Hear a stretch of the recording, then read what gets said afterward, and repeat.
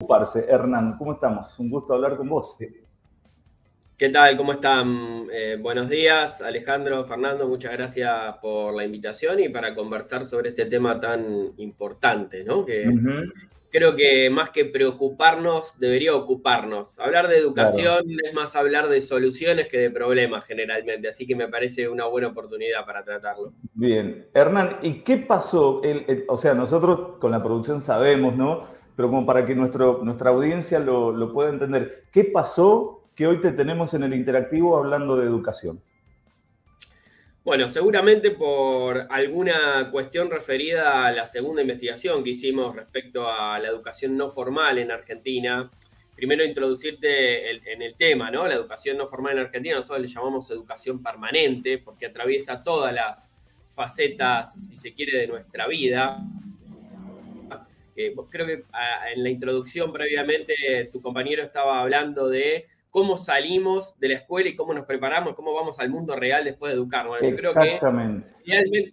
idealmente no salimos nunca de ahí. Idealmente seguimos aprendiendo permanentemente, fuera incluso de los ámbitos de la formalidad.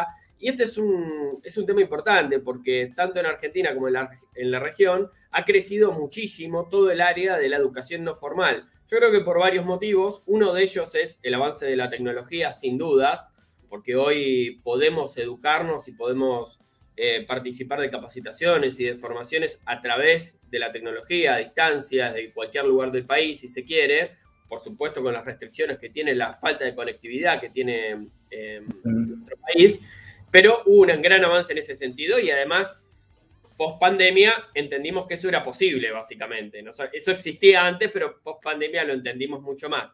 Y hay algo que creo que refiere más a tu pregunta original, que atraviesa en Argentina y a la región, es que mucha gente está quedando fuera de la formalidad, de la educación formal.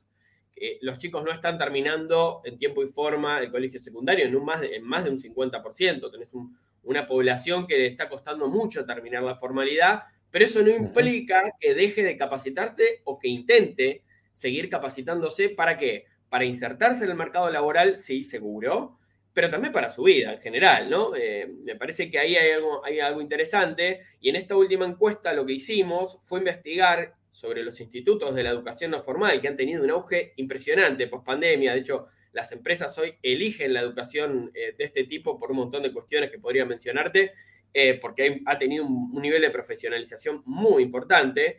Y en la encuesta que hicimos desde la Cámara Argentina de Formación Profesional y la Capacitación Laboral, investigamos un poco la exportación de estos cursos, capacitaciones, servicios, y ahí me parece que también surge una interesante oportunidad al país, no solamente desde el punto de vista educativo y la visión estratégica que podemos tener como país desde el punto de vista educativo, sino también de expansión hacia el resto del mundo.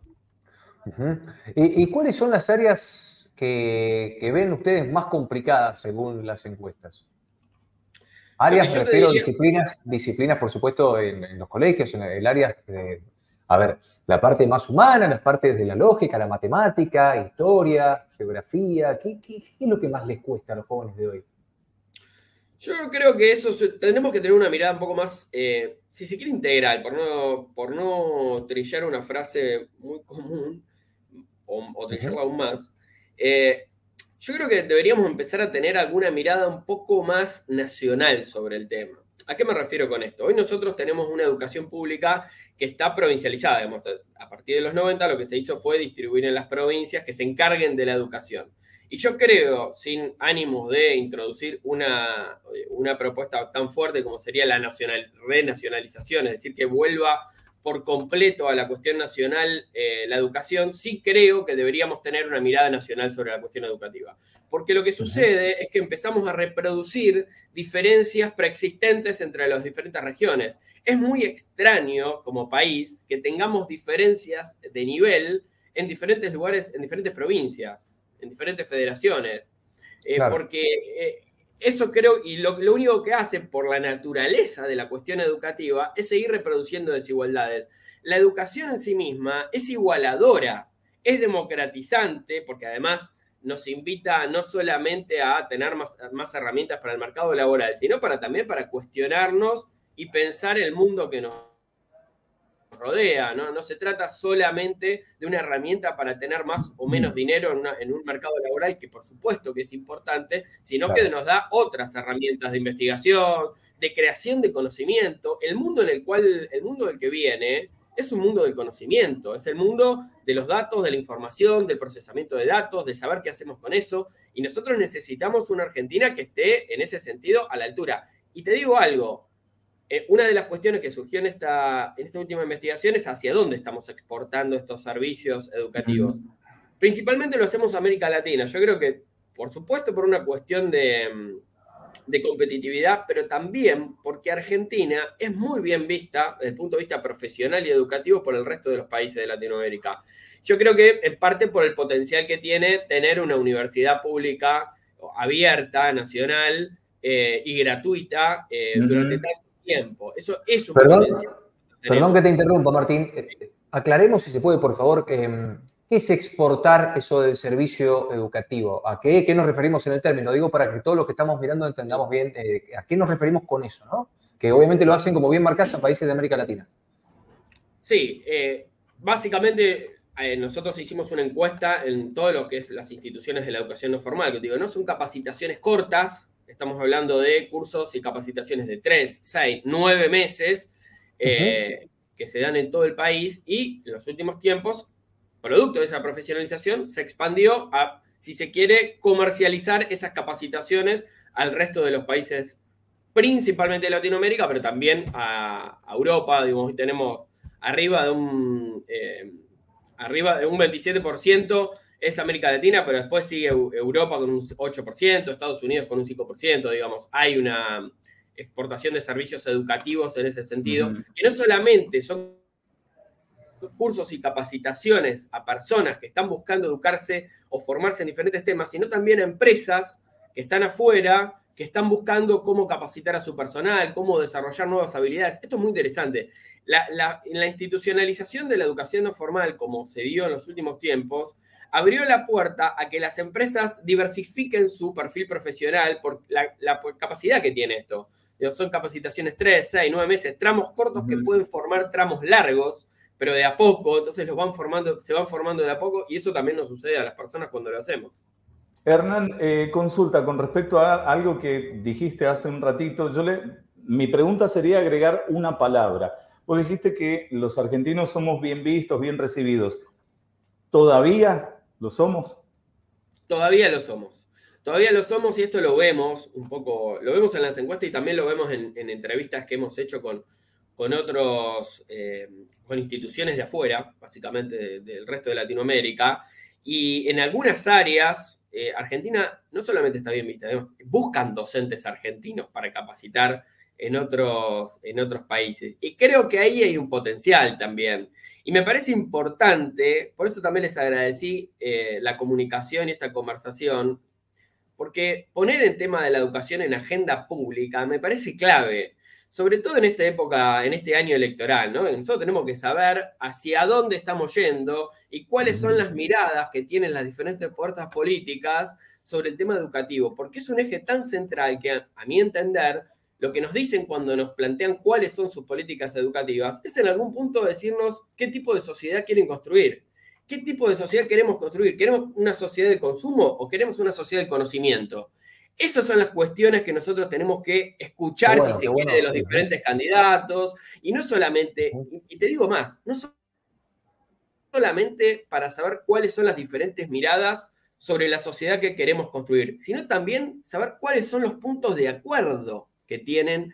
Digo, nosotros como profesionales del tema, y como ciudadanos incluso, tenemos que saber cuál es la base sobre la cual partimos para elaborar políticas de Estado. Entonces, yo quiero escuchar a todos los candidatos y las candidatas decirme cuál es la mirada que tienen educativa, no solamente para saber dónde quieren ir ellos, sino saber cuáles son sus puntos de acuerdo entre ellos para partir sobre un debate mucho más profundo y mucho más interesante que solamente sobre las diferencias. Bien. Fer, compartimos este mensajito que viene desde Rosario, se lo leemos a Hernán. Mensajito y pregunta, y le pido a Hernán que por favor, que si la puede responder, que sea breve, porque estamos algo corto de tiempo. Sabe que los medios de comunicación son tiranos con el tema tiempo. Dice, buen día Hernán, pregunto, ¿nos capacitamos para un mundo laboral fuera del país o hay nicho para desarrollar ese conocimiento aquí? Totalmente lo podemos desarrollar acá, de hecho lo hacemos, eso es importante, lo hacemos. Bien. Entonces, me parece que ahí es muy importante potenciar lo positivo que tenemos. Digamos, por eso cuando empezamos la conversación, lo primero que conversamos fue, cuando hablamos de educación estamos hablando de soluciones, no de problemas. Cuando conversamos sobre estos temas, más allá de los, digamos, de las dificultades, los obstáculos que hoy tenemos, los déficits que hoy tenemos respecto a los porcentajes de chicos que se egresan y demás, cuando hablamos de estos temas, estamos hablando de soluciones, estamos hablando para adelante y estamos hablando de soluciones para una cuestión puntual, pero también general. Cierro con esto porque entiendo que hay poco tiempo. Cuando nosotros pensamos en la educación, es verdad que pensamos seguramente en una inversión muy rentable al mediano y a largo plazo. Siempre es rentable pensar en formarnos y educarnos. Pero en el corto plazo también nos resuelve problemas inmediatos.